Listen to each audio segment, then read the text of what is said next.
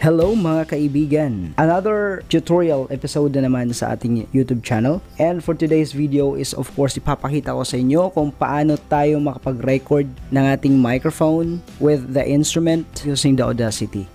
Open natin yung Audacity. Ito yung software na gagamitin natin para sa ating recording. Ito yung updated version ng Audacity, guys. So meron akong tutorial nito again. Okay, so nandito na nga tayo. First thing first na kailangan natin is iset natin yung ating microphone or ang ating audio interface dito sa ating Audacity. Punta tayo dito sa audio setup, tapos recording device, and then make sure na pipiliin nyo ang audio interface na gagamitin ninyo for recording. In my case, ito yung pangalan niya, HD2.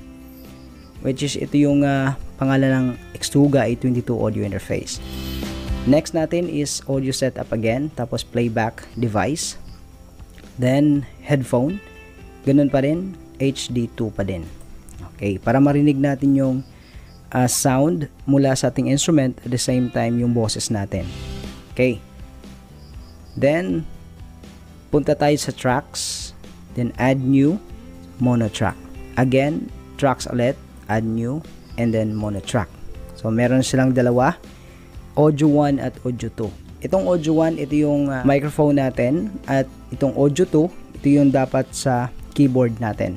So tapos na tayo dito sa setup ng ating Audacity. Dito naman tayo sa ating audio interface. So be sure kapag meron kayong audio interface na may 2 inputs, kailangan yung i-select ang stereo mode ng ating audio interface. Nang sa ganun is ma-separate yung source ng audio mula sa bawat inputs. So sa likod ng Xtuga A22 meron siyang stereo at mono input.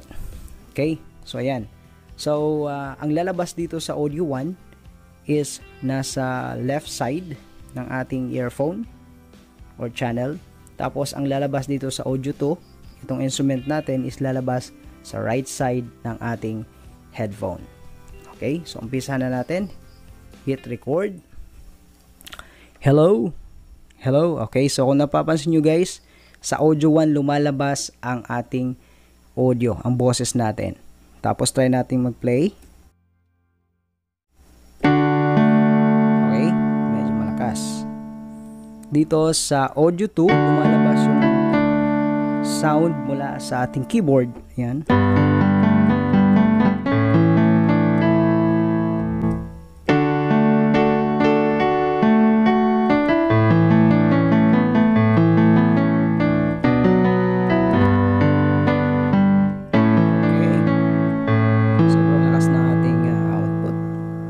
Tayo.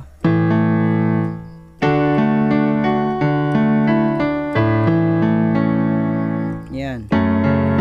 Okay, so habang nagsasalita,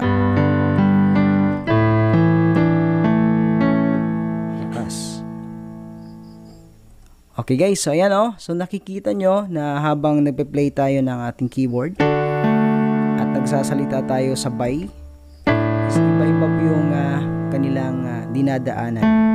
Ang keyboard ay lumalabas sa audio 2, samantalang ang ating audio sa microphone is lumalabas sa audio 1 ng Audacity.